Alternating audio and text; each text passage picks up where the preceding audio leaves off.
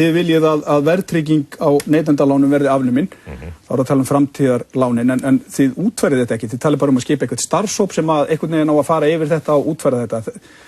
Þetta ósvalega svona loði niðurstaðar það ekki býsna stórt hagsmunamál fyrir heimilin.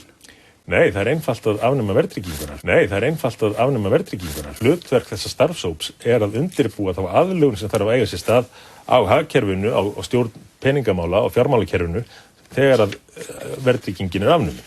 Vegna þess að auðvitað hefur þetta ýmis áhrif. En þetta fyrst og fremst á spurningum að nýta þau tækifæri sem felast í afnámi verðtryggingar, vegna þess að verðtryggingin hefur viðhaldið óheilbrigðu ástandi á íslenskum fjármálamarkaði, ýtir undir verðbólgu í stað þess að halda aftur af henni eins og hún gerði upphaflega og var ætluð til sem bráðabirgðaúrræði 79, skilaði þeim árangri sem ætlast var til þá.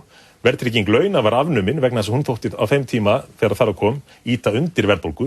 Nú sjá menn að verðtrygging lána ýtir undir verðbólgu, ýtir undir þessa neikvæðu keðjuverkun eða hringavitleysu sem leiðir til síhækkandi lána og sífellt meiri verðbólgu. Þetta snýst að nýta tækifærin sem að myndast samhliða afnámi verðtryggingar.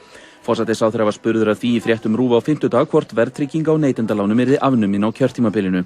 Fjármálaráðherra mun leggja fram frumvarp afnám Íslandslánanna svo kalluðu og verðtryggingar á lægri fjárhæðum og svo taka við næstu skref. Allt liggur þetta fyrir. En afnám verðtryggingar alfarið stendur ekki til. Það ekki verið að vinna á þeim grundvelli í ríkisstjórninni og það var í raun og veru ekki það sem var lagt til í þessari skýrslu. Engar nefndir, engar starfshópa, engar tafir, aðeins aðgerðir í þágu heimilanna.